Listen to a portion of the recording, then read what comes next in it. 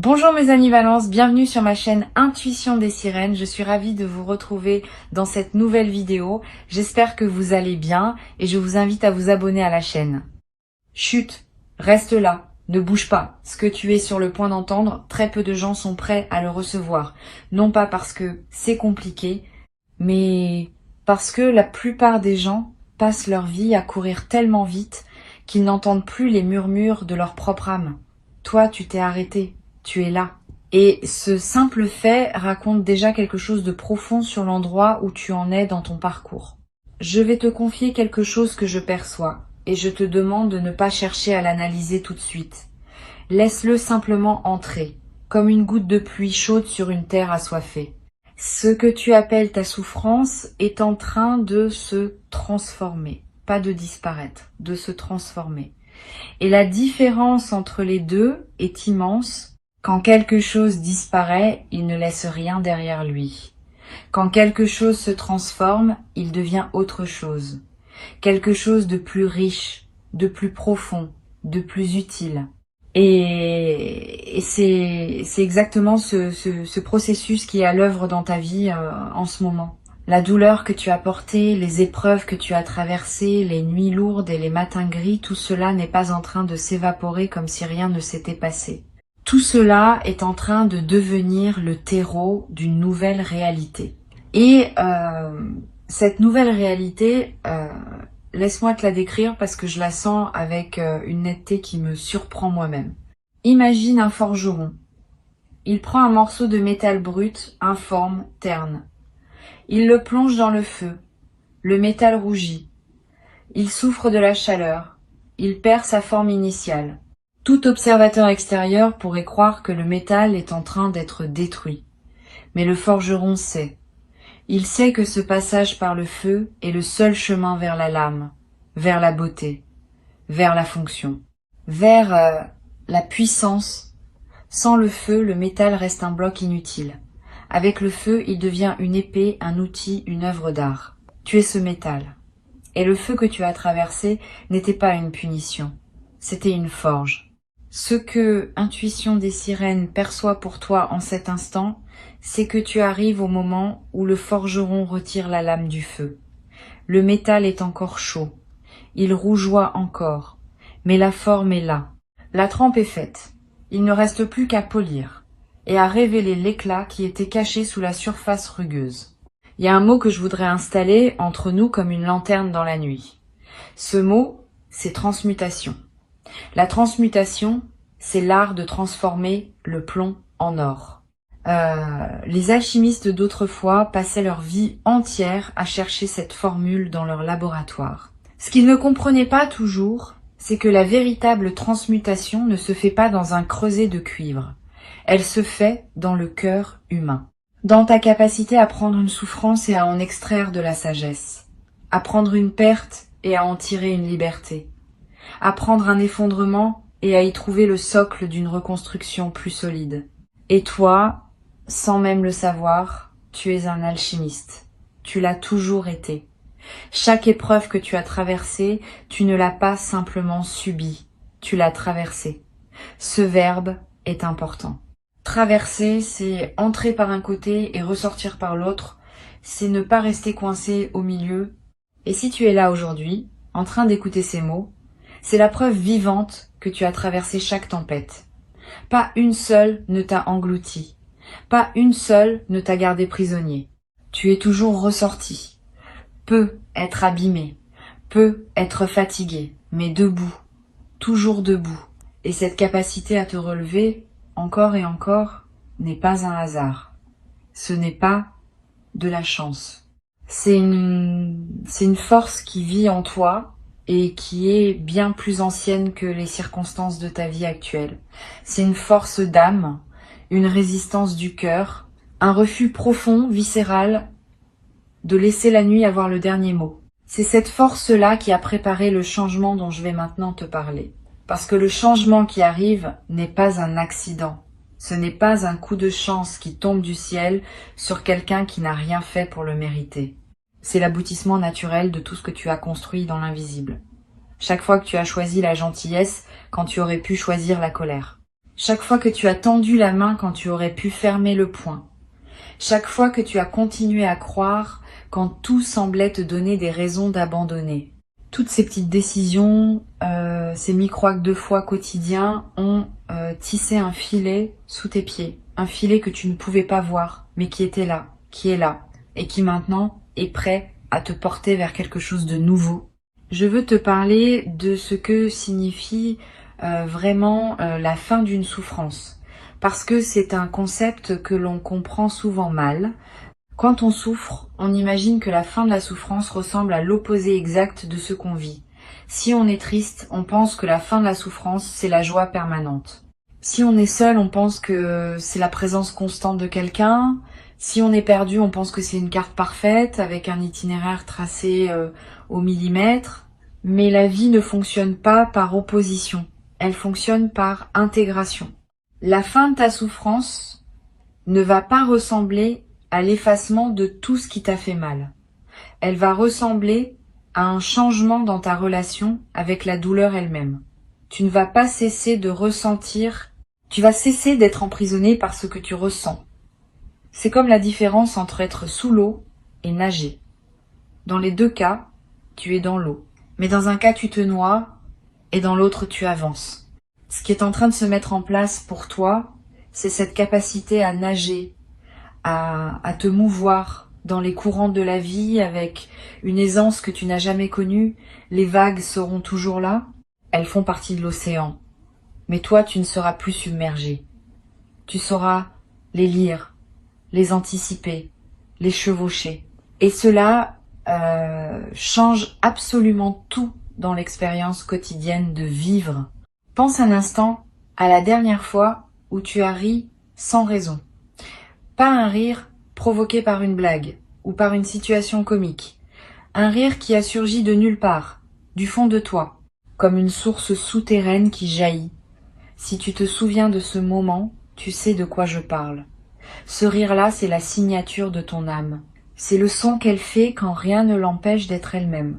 Quand les couches de protection, de méfiance, de douleur accumulées se fissurent suffisamment pour laisser passer la lumière d'origine, le changement qui arrive va multiplier ces moments, ces éclats de joie spontanée, ces instants où tu te surprendras à sourire, sans raison. Ces matins où tu ouvriras les yeux et où la première pensée qui te traversera ne sera pas une inquiétude mais une curiosité, une envie, un élan. Cela ne veut pas dire que chaque jour sera parfait. Cela veut dire que ta ligne de base va changer. La fréquence fondamentale sur laquelle tu vibres va monter d'un cran. Les jours difficiles seront toujours là, mais ils seront des exceptions au lieu d'être la norme. Et surtout, tu auras les ressources intérieures pour les accueillir sans qu'ils te détruisent. Je veux maintenant te parler de quelque chose que peu de gens remarquent quand ils sont en pleine transition. C'est ce que j'appelle la réorganisation silencieuse. Quand un grand changement se prépare dans ta vie, les premiers signes ne sont pas spectaculaires. Ils sont subtils, presque imperceptibles. C'est un goût différent dans ta bouche le matin. Une envie soudaine de ranger un tiroir que tu n'avais pas ouvert depuis des mois. Un livre qui t'attire sans que tu saches pourquoi. Une musique qui te fait pleurer alors qu'elle ne t'avait jamais touché auparavant. Un besoin nouveau de silence. Ou au contraire, un besoin soudain de mouvement, de sortir, de respirer un air différent. Ces micro-signaux ne sont pas anodins. Ce sont les premiers tremblements d'un continent intérieur qui se déplace. La tectonique de ton âme est en mouvement. Et comme les plaques tectoniques de la Terre, ces mouvements sont lents, profonds et irréversibles. Quand un continent bouge, il ne revient pas en arrière. Quand ton âme se déplace vers une nouvelle position, elle ne recule pas. Observe ces signes avec tendresse. Ne les juge pas. Ne cherche pas à les expliquer. Contente-toi de les accueillir comme les messagers d'un printemps que tes yeux ne peuvent pas encore voir, mais que ton corps et ton intuition ont déjà détecté. Tu sais, il y a une intelligence dans le corps humain qui dépasse de loin tout ce que le cerveau peut concevoir. Ton corps sait des choses que ta tête ignore et réagit à des fréquences que ton mental ne peut pas capter.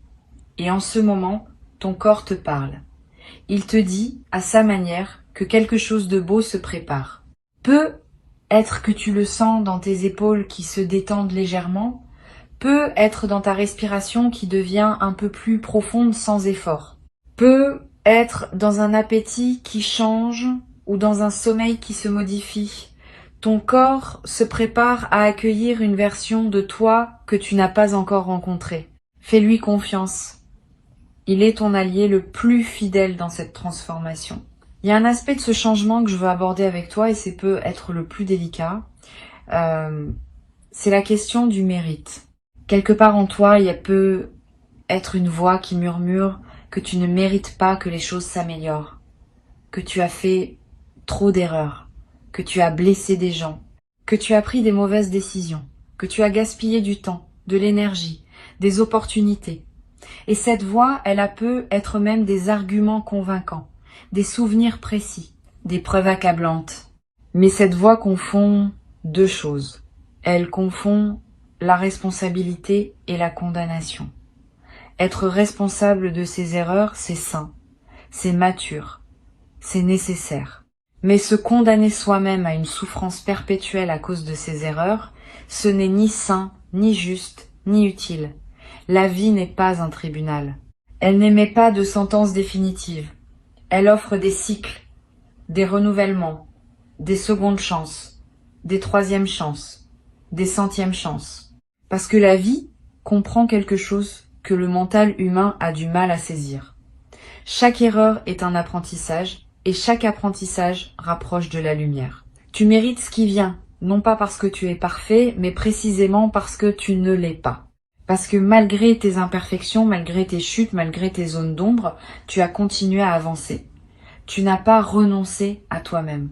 Et ce simple fait, ce refus discret de baisser les bras, est la chose la plus noble et la plus courageuse qu'un être humain puisse faire. L'énergie que capte Intuition des sirènes pour toi porte en elle cette nuance essentielle.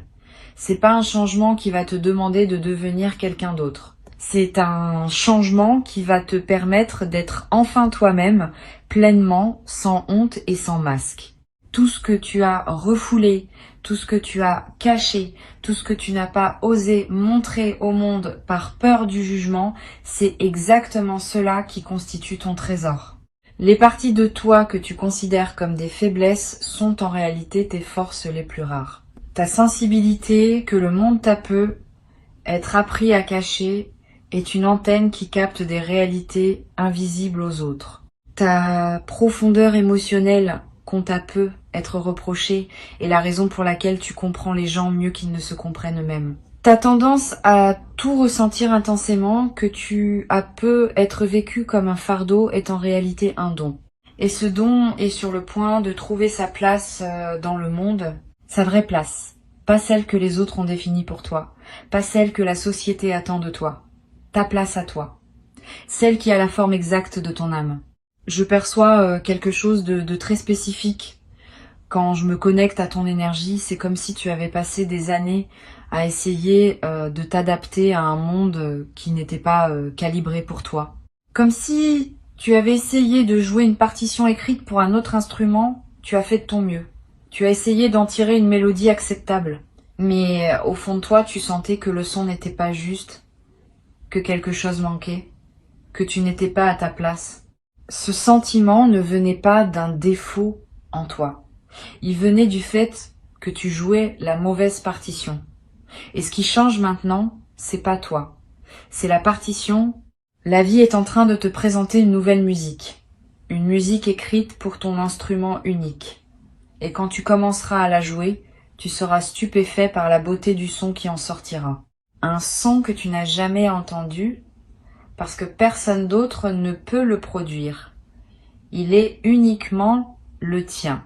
Sais-tu ce qui arrive à un fleuve quand il rencontre un obstacle qu'il ne peut pas contourner? Il ne se bat pas. Il ne se fracasse pas indéfiniment contre la roche. Il monte. L'eau s'accumule, gagne en profondeur, en puissance, en volume, et un jour, elle passe par-dessus, où elle trouve une fissure dans la roche que personne n'avait vue, où elle creuse patiemment millimètre par millimètre, jusqu'à se frayer un nouveau chemin. Le fleuve ne doute jamais de sa destination. Il sait qu'il va vers la mer. Il ne sait pas exactement par où, mais il sait vers où. Et cette certitude paisible lui donne une force que rien ne peut arrêter. Tu portes en toi cette même certitude. Peut être qu'elle est enfouie, peut être qu'elle est recouverte de couches, de désillusions et de fatigue. Mais elle est là. Cette conviction sourde, presque animale, que ta vie va quelque part de beau. Que tout ce que tu traverses te rapproche de quelque chose qui mérite d'être vécu. Et voici un aspect de cette transformation que je trouve particulièrement fascinant. Quand une personne commence à changer de l'intérieur, son environnement met un certain temps à s'adapter. C'est comme quand tu changes de lunettes. Pendant les premières heures, le monde semble légèrement décalé. Tes yeux doivent s'ajuster. Et puis, assez vite, tout devient net. Plus net même qu'avant. Tu remarques des détails que tu n'avais jamais vus. Des couleurs plus vives, des contours plus précis. Le monde autour de toi est en train de s'ajuster à ta nouvelle vision intérieure. Les gens vont se repositionner naturellement. Ceux qui résonnent avec la personne que tu deviens vont se rapprocher. Ceux qui résonnaient avec l'ancienne version vont peu être s'éloigner. Et cela peut être déstabilisant au début. Mais c'est un mouvement sain, nécessaire, inévitable. Parce que tu ne peux pas grandir et demander à tout ton environnement de rester exactement le même. La croissance implique le mouvement, et le mouvement implique le changement. N'aie pas peur de ce réajustement. Il ne signifie pas que tu perds quelque chose, il signifie que tu fais de la place pour ce qui correspond vraiment à qui tu es en train de devenir.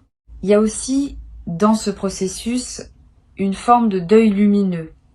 Un deuil de la personne que tu étais, de ses certitudes, de ses limites, de son monde connu. Et même si ce monde te faisait souffrir, il avait au moins le mérite d'être familier. L'inconnu fait toujours un peu peur, même quand l'inconnu promet d'être meilleur que le connu. C'est normal, c'est humain. Ne te reproche pas cette peur. Accueille-la, remercie-la même, parce qu'elle te prouve que tu es en train de franchir un véritable seuil. On n'a pas peur quand on reste sur place. On a peur quand on avance vers quelque chose de grand. Et ce vers quoi tu avances est grand. Pas grand au sens extérieur du terme. Grand au sens intérieur. Grand comme la paix. Grand comme la cohérence.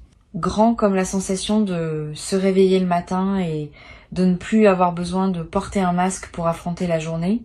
Maintenant, je veux te parler de la manière dont ce changement va se manifester dans ton quotidien. Pas dans des termes vagues ou abstraits, mais de façon tangible. Tu vas commencer à remarquer que les situations qui te drainaient auparavant n'ont plus le même effet sur toi. Non pas parce qu'elles ont changé, mais parce que tu ne réagis plus de la même façon. Là où tu aurais absorbé la négativité comme une éponge, tu vas la laisser glisser sur toi. Non pas par indifférence, mais par discernement. Tu sauras instinctivement ce qui te concerne et ce qui ne te concerne pas. Ce qui mérite ton énergie et ce qui n'en mérite pas. Cette capacité de tri émotionnel est l'un des signes les plus clairs d'une élévation intérieure. Elle ne s'enseigne pas dans les livres. Elle s'acquiert par l'expérience vécue et par la maturité de l'âme. Tu vas aussi remarquer un changement dans la qualité de tes pensées. Les pensées parasites, ces boucles mentales qui te maintenaient éveillé la nuit, vont commencer à perdre de leur emprise. Elles ne vont pas disparaître d'un coup où le mental est tenace, mais elles vont s'espacer. Et dans les espaces entre ces pensées, tu trouveras quelque chose que tu n'avais peu être plus connu depuis longtemps. Le calme. Pas le calme forcé de celui qui médite parce qu'on lui a dit que c'était bon pour lui. Le calme naturel de celui qui n'a plus besoin de fuir ses propres pensées. Le calme de celui qui est en paix avec son paysage intérieur. Ce calme va devenir ton refuge et ta force. Pas un refuge où tu te caches du monde, mais un refuge d'où tu t'élances vers le monde. Avec plus de clarté, plus de présence, plus de joie. Et la joie dont je parle n'est pas l'euphorie passagère que procure un événement heureux. C'est une joie de fond, une joie structurelle. Comme la note fondamentale d'un accord de musique, celle sur laquelle toutes les autres notes s'appuient. Cette joie-là ne dépend pas de ce qui se passe autour de toi. Elle dépend de ce qui se passe en toi. Et ce qui se passe en toi, en ce moment même, est en train de poser les fondations de cette joie durable.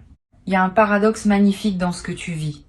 Tu as cherché pendant longtemps la sortie de ta souffrance. Tu as cherché des portes, des clés, des solutions. Tu as demandé des réponses à l'extérieur. Et ce que tu découvres maintenant, c'est que la porte était ouverte depuis le début. Tu ne la voyais pas parce que tu regardais dans la mauvaise direction. La sortie de ta souffrance n'était pas devant toi, elle était en toi. Ce n'est pas un cliché, c'est la vérité la plus concrète qui existe. Parce que le jour où tu changes la manière dont tu te regardes toi-même, le monde entier se réorganise autour de cette nouvelle vision. Les mêmes rues, les mêmes visages, les mêmes journées, mais vues à travers des yeux neufs. Des yeux lavés par tout ce que tu as pleuré. Des yeux adoucis par tout ce que tu as compris. Des yeux rendus perçants par tout ce que tu as refusé de laisser te détruire. Ces yeux-là, ce sont les tiens maintenant. Et le monde qu'ils voient est un monde rempli de possibilités que tu ne soupçonnais pas. Je sens que tu es en train d'arriver à un endroit de ton parcours où les pièces du puzzle commencent enfin à s'assembler. Pas tout en même temps, mais suffisamment pour que tu aperçoives le dessin. Pour que tu comprennes que ce qui te semblait chaotique avait en réalité un ordre caché. Un ordre bienveillant. Un ordre qui travaillait pour toi-même quand tu pensais que tout travaillait contre toi. Il y a un mot japonais, kintsugi, qui désigne l'art de réparer la poterie brisée avec de la poudre d'or. Au lieu de cacher les fissures, on les met en lumière, on les rend précieuses. Et l'objet réparé est considéré comme plus beau que l'objet intact parce qu'il porte son histoire dans ses veines dorées. Tu es cet objet. Tes fissures ne sont pas des défauts, ce sont des lignes d'or. Et le changement qui arrive dans ta vie est précisément ce processus de dorure. Tes blessures deviennent des ornements. Tes cicatrices deviennent des preuves de ta force. Ce que tu pensais être les traces de ta destruction devient la cartographie de ta renaissance. C'est peu être la chose la plus belle que je puisse te dire aujourd'hui. Tu n'as pas été brisé pour rien. Tu as été brisé pour être reconstruit en plus beau. Et cette reconstruction n'est pas un espoir lointain. Elle est en cours. Elle se fait en toi, maintenant, à chaque instant, à chaque respiration. Et sais-tu ce que font les arbres qui ont survécu à un incendie de forêt? Leurs troncs portent les marques noires de la brûlure, leur écorce est craquelée, sombre, abîmée. Mais si tu observes attentivement, tu verras que ces arbres-là sont souvent les premiers à reverdir. Leurs racines protégées sous terre pendant que le feu faisait rage en surface, ont continué à puiser l'eau et les nutriments dont l'arbre avait besoin. Et quand le feu s'éteint, ses racines envoient une sève nouvelle, plus vigoureuse encore qu'avant, parce que le sol autour d'elle a été enrichi par les cendres. Le feu qui semblait destructeur a en réalité fertilisé la terre. Tes racines à toi sont intactes. Elles l'ont toujours été. Quoi que tu aies traversé en surface, quelle que soit l'intensité du feu qui a balayé ta vie, la partie la plus profonde de toi n'a jamais été atteinte. Et c'est de cette profondeur que monte maintenant la sève du renouveau. Tu le sens, cette énergie montante. Cette envie timide, mais persistante de croire que les choses peuvent être différentes. Ce n'est pas de la naïveté, c'est de la sève. C'est la vie elle-même qui refuse de s'arrêter, qui refuse de te laisser tomber. Il y a une forme de grâce dans tout cela qui dépasse l'entendement humain. La manière dont la vie orchestre les renaissances a quelque chose de mystérieux et de profondément rassurant. Elle ne te demande pas de comprendre le mécanisme. Elle te demande simplement de lui faire confiance, de la laisser opérer en toi, de ne pas interférer avec le processus par ta peur ou ton impatience, de te laisser reconstruire avec la patience du kintsugi, veine d'or après veine d'or. La souffrance que tu as connue avait un sens que tu ne pouvais pas percevoir tant que tu étais dedans. C'est comme essayer de lire un livre en ayant le nez collé contre la page. Tu ne vois que des lettres floues, sans lien entre elles. Mais dès que tu prends du recul, les mots apparaissent. Les phrases se forment. Et l'histoire se révèle. Tu prends ce recul maintenant. Et l'histoire de ta vie commence à se lire d'une manière qui te coupe le souffle, Non pas parce qu'elle est tragique, mais parce qu'elle est belle. Parce qu'elle a une cohérence que tu ne soupçonnais pas. Parce que chaque chapitre, même les plus douloureux, a contribué à te rendre capable de vivre ce qui vient. Et ce qui vient, je te le répète, est à la mesure de ce que tu as traversé. L'univers a cette forme de justice poétique. Il ne te donne pas le bonheur que tu n'aurais pas su reconnaître. Il te le donne quand tu as assez mûri pour le voir, pour le goûter, pour le savourer pleinement, pour ne pas le gaspiller. Tu es prêt, tu es mûr, tu es à la hauteur. Et si une part de toi doute encore, si un coin de ton esprit résiste et se demande si ces mots s'appliquent vraiment à toi, je t'invite à poser ta main sur ton cœur un instant, sans son battement. Ce battement n'a jamais cessé, même dans tes pires moments. Ce battement est la preuve la plus simple et la plus irréfutable que la vie croit en toi, que la vie continue de miser sur toi, que la vie, dans sa sagesse silencieuse, te considère comme quelqu'un qui vaut la peine de battre pour. Et si la vie croit en toi, pourquoi ne croirais-tu pas en elle quand elle te dit que le meilleur est en route? Ce que tu as porté pendant si longtemps, ce poids invisible que personne ne voyait, cette fatigue qui n'était pas physique mais existentielle, ce sentiment d'être décalé par rapport au monde, tout cela est en train de s'alléger. Non pas parce que quelqu'un est venu te l'enlever des épaules, mais parce que tu as développé la force de le déposer toi-même. Et il y a un monde de différence entre les deux. Quand quelqu'un te libère, tu dépends de cette personne. Quand tu te libères toi-même, tu dépends de ta propre puissance. Et cette puissance ne peut plus jamais t'être retirée. C'est peut être la transformation la plus fondamentale de toutes, celle qui passe de la dépendance à la souveraineté, du regard tourné vers l'extérieur au regard tourné vers l'intérieur, de l'attente à l'action. Non pas une action frénétique, bruyante, épuisante, une action douce, guidée, inspirée. L'action de quelqu'un qui ne court plus après la vie, mais qui marche avec elle à son rythme, en confiance. Avant de clore cet espace que nous avons partagé, je veux que tu gardes une chose gravée en toi, une seule chose, si tu ne devais retenir qu'une seule idée de tout ce que tu viens d'entendre. La voici. Ta souffrance n'a jamais été ta destination, elle n'a jamais été ton adresse permanente, elle a toujours été un passage, un tunnel, et les tunnels, par définition, ont une sortie. Tu approches de cette sortie. La lumière au bout n'est pas un mirage. Elle est réelle, elle est chaude. Et elle t'attend avec la patience infinie de ce qui t'a toujours appartenu. Tu sais ce que font les papillons quand ils sortent enfin de leur chrysalide. Ils ne s'envolent pas immédiatement. Ils restent un moment accrochés à la branche, les ailes encore humides, encore froissées. Ils laissent le soleil les sécher. Ils laissent le vent les déployer. Et ce n'est que après ce temps de patience, ce temps d'acclimatation au monde nouveau dans lequel ils sont nés, qu'ils prennent leur envol. Ce moment de pause n'est pas de la faiblesse. C'est de la sagesse instinctive. C'est le corps qui sait qu'il faut se préparer avant de voler. Tu es dans ce moment de pause. Tes ailes se déploient. Le soleil de ta nouvelle vie les sèche doucement. Et bientôt, très bientôt, tu sentiras sous toi le courant d'air ascendant qui te portera vers des hauteurs que tu n'aurais jamais cru possibles. Pas parce que tu as été choisi par une force extérieure, mais parce que tu t'es choisi toi-même. Parce que, au milieu de tout ce que tu as traversé, tu as fait le choix silencieux et radical de continuer à croire en toi, en la vie, en la possibilité que demain soit différent d'hier. Et demain sera différent, il l'est déjà.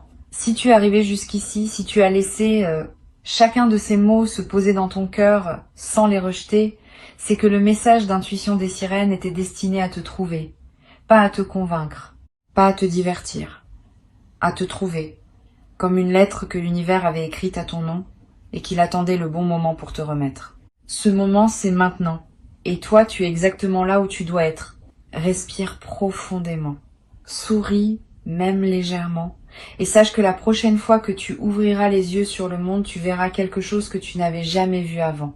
Non pas parce que le monde aura changé, mais parce que toi, tu auras changé. Et c'est tout ce qu'il fallait.